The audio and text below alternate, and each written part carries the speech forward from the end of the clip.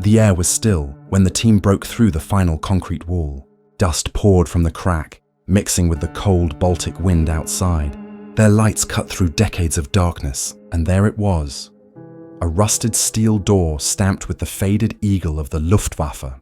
Behind it, untouched since 1945, lay the hidden annex of Peenemünde, the secret birthplace of Germany's most ambitious weapons program. Inside, silence, a reel of film labeled Project Morgenrot, instruments no one could name, and the uneasy feeling that someone, long ago, had meant for this place to stay buried forever.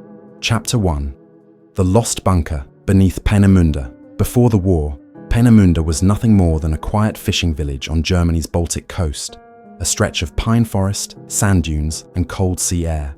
But by the late 1930s, the hum of engines and the pounding of steel had replaced the waves. The Third Reich had chosen this isolated peninsula to build the future, a research complex where science would serve ambition, and ambition would serve war.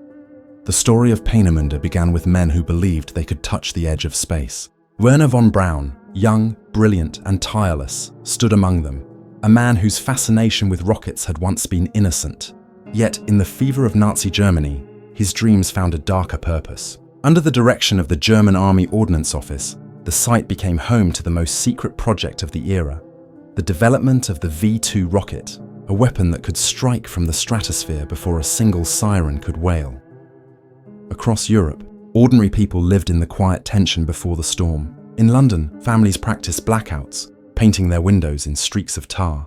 In Warsaw, whispers spread through cafes, rumors of mobilization, of borders tightening, of leaders speaking with clenched jaws. And in Berlin, propaganda echoed from every radio, promising victory through technology, unity through fear.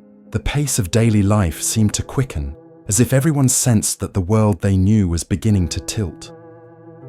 Back in Peenemünde, the air was charged with secrecy. Technicians signed oaths of silence. Guards patrolled the perimeter in pairs. The sky often flashed with test firings, bursts of fire and thunder that shook the coastline. The nearby villagers were told they were witnessing weather research. Few believed it. Inside the research halls, men worked 12-hour shifts, hands trembling with exhaustion as they assembled engines capable of piercing the upper atmosphere. Engineers debated thrust ratios and combustion chambers, while soldiers oversaw progress with watchful eyes. It was a strange mix of science and authority, of ambition trapped within obedience. The line between discovery and destruction blurred a little more each day. To the rest of the world, Peenemünde didn't exist. It was absent from maps, its rail lines labeled with false destinations. Even pilots flying overhead were ordered to alter course, their navigation charts deliberately misleading. The entire peninsula had become a ghost, hidden in plain sight, where physics met ideology in the pursuit of domination. But behind the discipline, there were moments of quiet humanity. A machinist writing to his wife about the northern lights he'd seen after a night shift. A young secretary sketching rockets in the margins of her notebook, dreaming of travel beyond the Earth. These fragments of life existed in the shadows of something vast and unstoppable. The world outside had no idea what was being built, and yet, in the minds of those inside the perimeter, there was already a sense of unease. The technology they were creating, the precision, the scale, it felt beyond their control. Even as the Reich demanded results, some began to realize what their invention truly meant. In the final months before the war, Peenemünde became more than a test site. It became a symbol of how far a regime would go to harness intellect for power. Concrete bunkers expanded beneath the ground. Laboratories grew colder, more clinical. Each experiment brought them closer to success, but also closer to a weapon that would change the nature of warfare itself. When the first successful launch streaked into the sky, silence followed. For a moment, every man in that control room knew what he'd just witnessed. The beginning of something that could never be undone. They cheered, of course, but the cheers carried an undertone of fear, the unspoken knowledge that the sky had just become another battlefield.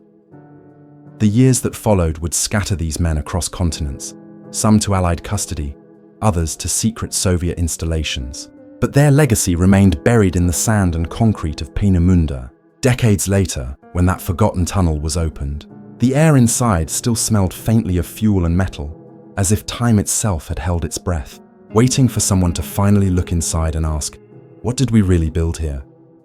Chapter 2: Operation Northwind: The Frozen Archives. The Cold War had a way of swallowing history whole. By the early 1950s, the world had split into two uneasy halves: East and West, secrecy against secrecy, fear against fear. The war that was supposed to end all wars had given birth to something colder, quieter, and infinitely more dangerous. In Washington, the new language of power was data, signals, measurements, surveillance. Intelligence agencies began to look beyond battlefields and into the atmosphere, the oceans, and even the frozen poles. Every whisper of radiation, every unusual magnetic reading, every intercepted radio pulse became a piece of a global puzzle. The Arctic, remote and unforgiving, offered the perfect stage for what came next. Thule Air Base in Greenland stood like a sentinel at the top of the world. It was America's northernmost stronghold, a frozen platform for early warning radar, weather tracking and reconnaissance. Officially, unofficially, it was the front line of a new kind of warfare, invisible, statistical, driven by science more than soldiers. That's where Operation Northwind began. Born in secrecy in 1953, it was designed to test the boundaries of atomic detection. A mission to listen for nuclear signatures drifting on polar winds. The documents would later claim it was a meteorological study, but those who participated knew better. They were chasing the Soviet bomb. On the surface, the operation was routine. Flights took off from Thule and Bodo, Norway, following routes deep into the Arctic Circle. They dropped instrument packages by parachute, collected air samples, and took atmospheric readings. But the cargo that came back was always handled in silence. Sealed cases were loaded onto separate transports bound for the United States.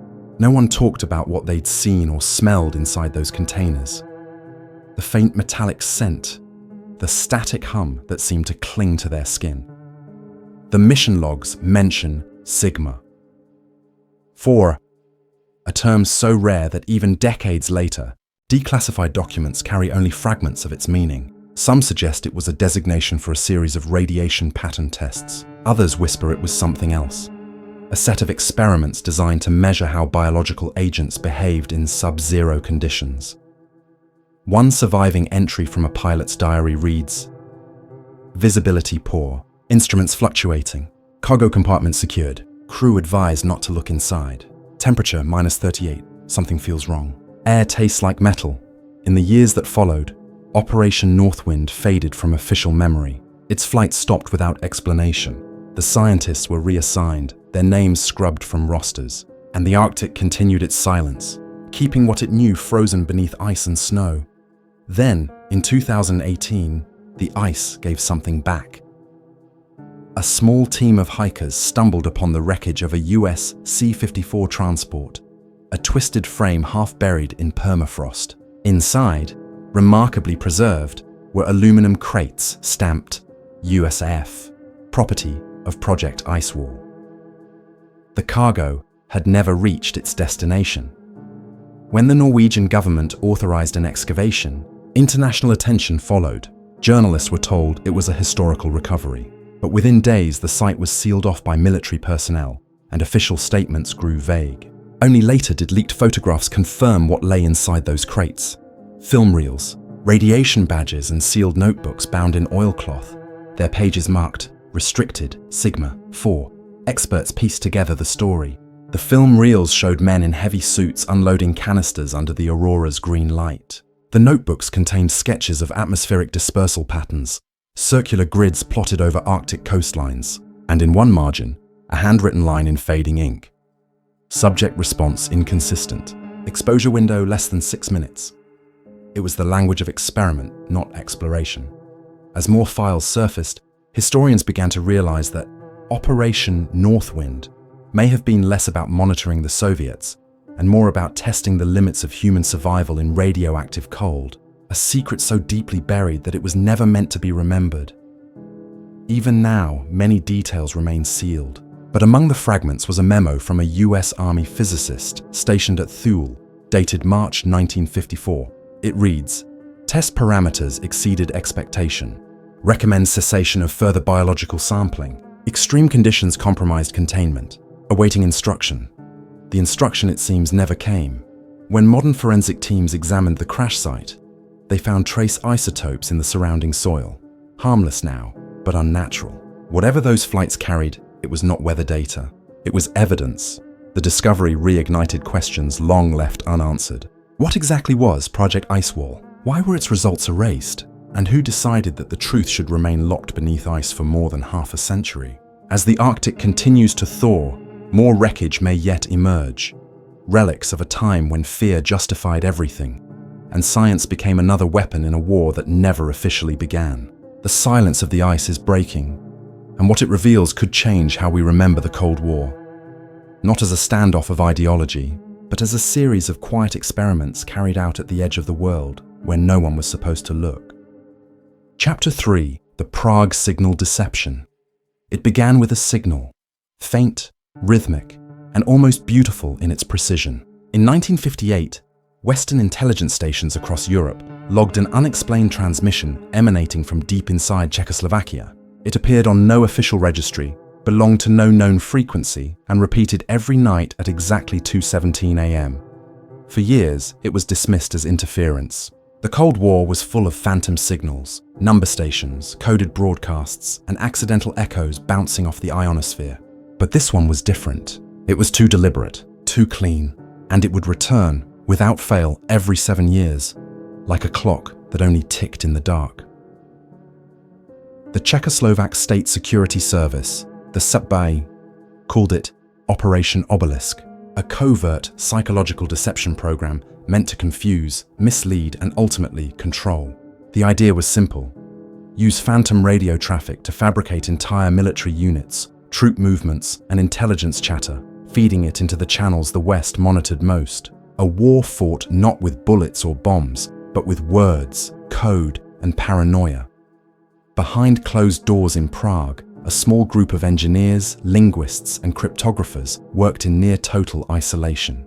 Their base was buried beneath the old castle complex, an underground warren of concrete and copper disguised as a meteorological research office. There, men in thick-rimmed glasses sat at desks lined with radio sets, oscilloscopes, and typewriters. Each transmission was meticulously constructed. Authentic call signs, realistic static interference, even snippets of false Morse code traffic. They called it shadow warfare. To the outside world, the broadcasts appeared to confirm the existence of divisions that didn't exist. Armored brigades near the Danube, airfields hidden in Moravia, secret fuel reserves under the Tatra Mountains. NATO analysts, desperate to decode meaning from every scrap of Soviet communication, catalogued these transmissions as genuine. Some of them even informed strategy. For a while, it worked. Declassified NATO files from 1964 reveal that analysts in London reported a massive redeployment of Warsaw Pact artillery east of Prague. It was a phantom, a fiction birthed from a basement transmitter, but it was enough to trigger a chain of real-world consequences. Increased surveillance flights, diplomatic protests, and an emergency meeting in Brussels that never should have happened. Inside the bunker, success brought unease. A linguist named Václav Koller, later found dead under suspicious circumstances, kept a secret journal. In it, he wrote, "Our lies are too perfect. They no longer serve strategy. They create it. We've begun to deceive ourselves." By the late 1960s, the deception had evolved beyond control.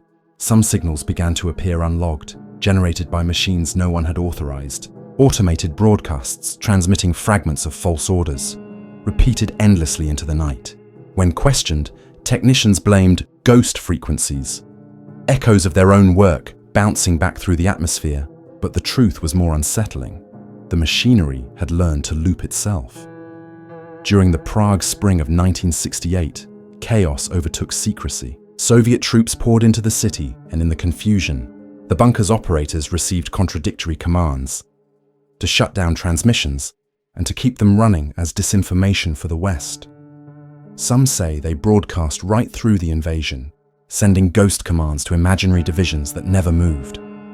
When the smoke cleared, the project was quietly dismantled. Equipment was destroyed, and the surviving staff were reassigned or silenced. Official records of Operation Obelisk vanished.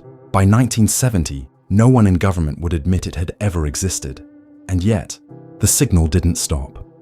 In 1972, a British amateur radio operator recorded a faint transmission matching the original pattern. 3 bursts, a pause, then a tone that faded into static. 7 years later, it happened again. This time, detected by a NATO monitoring station in West Germany. Analysts compared notes, but no source was ever found. It was as if the ghost of Obelisk refused to die. Fast forward to 2019. A group of Czech researchers studying declassified Warsaw Pact files stumbled upon the same anomaly. The coordinates led them to a disused section beneath Prague Castle. Sealed since the Velvet Revolution, when they broke through the corroded door, they found rows of old transmitters still wired to the wall, dust thick as snow, the faint smell of ozone lingering in the air. On one of the machines, a reel-to-reel recorder still held tape. When played, it emitted the same sequence heard 60 years earlier. 3 bursts, a pause, and static. Then, in the faint hiss between tones, a voice, almost inaudible, whispered a single Czech word. Pokračuj. Continue. The discovery sent shivers through everyone who heard it. Had the final broadcast been pre-programmed? Or had someone, perhaps even after the fall of the Iron Curtain, kept the deception alive? Historians call it the longest-running psychological operation of the Cold War. But to those who've listened to the signal, it feels more personal. A reminder that truth itself was once weaponized, and that sometimes the lies we build to protect ourselves outlive the men who created them. Today, in certain frequencies over Central Europe, radio enthusiasts still claim to pick up faint rhythmic patterns late at night. Most dismiss them as interference. Others, less certain, pause to listen, wondering if they've just heard the last echo of Operation Obelisk, whispering through the static, continuing just as it was told to. Chapter 4. The Sub-Level Experiments of Unit 476. The ground beneath Harbin was frozen for decades, hard, grey, and heavy with silence. In 2017, when construction crews began excavating the foundations of an abandoned Soviet-era compound on the city's outskirts, they didn't expect to find history sealed beneath their feet. But when the first rusted steel door was uncovered, its markings faded, its hinges fused by time. The past began to thaw. The site had once been known as Base 476, a Soviet logistics facility dating back to the late 1940s.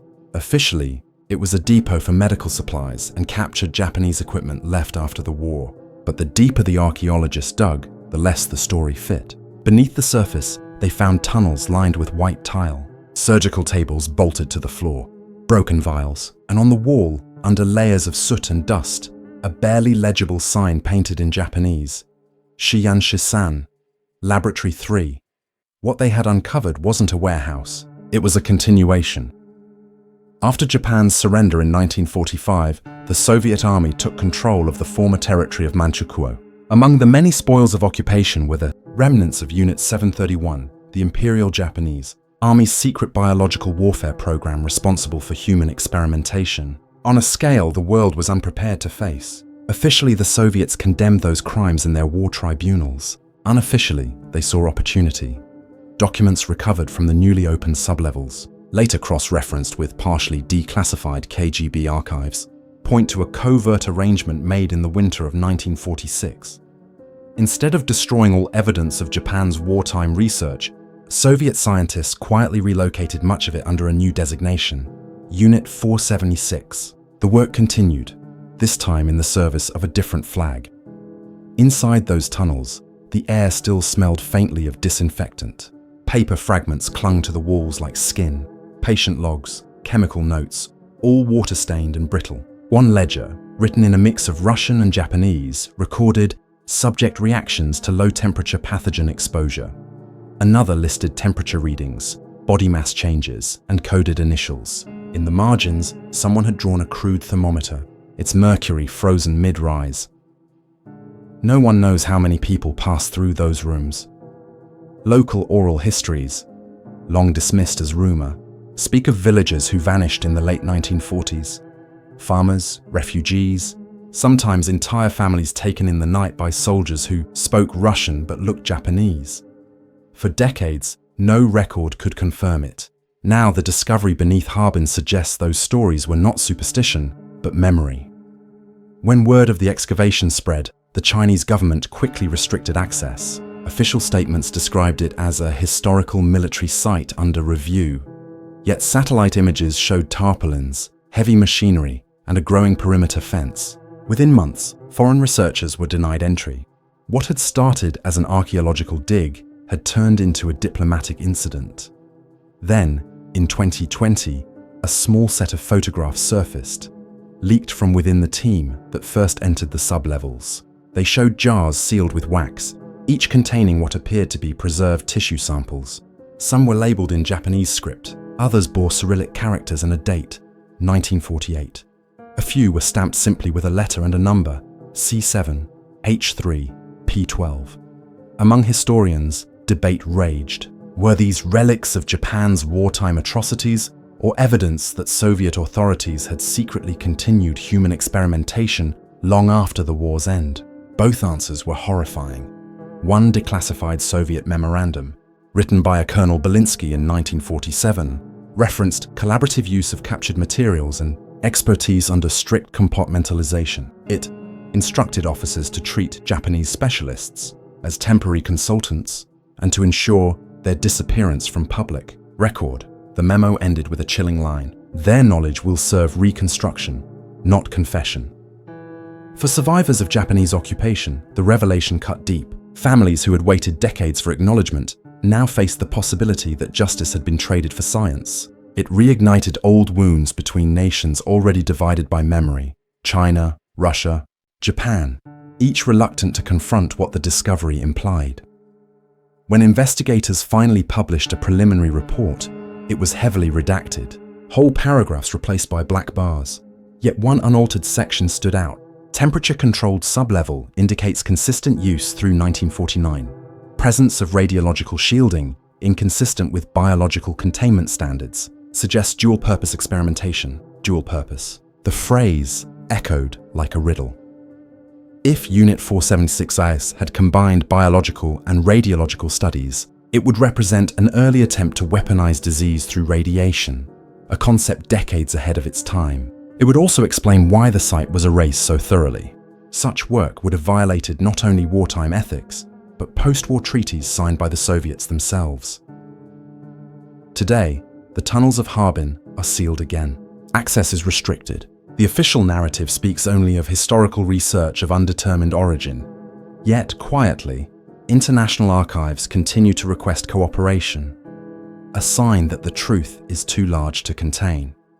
The few who were there that day, the archaeologists, the engineers, the translators, still struggle to describe what they felt. One of them, a young historian from Beijing, later wrote, "It was not the instruments that haunted me, but the order. Everything was labeled, numbered, measured. Someone believed this was progress, and that may be the most chilling truth of all.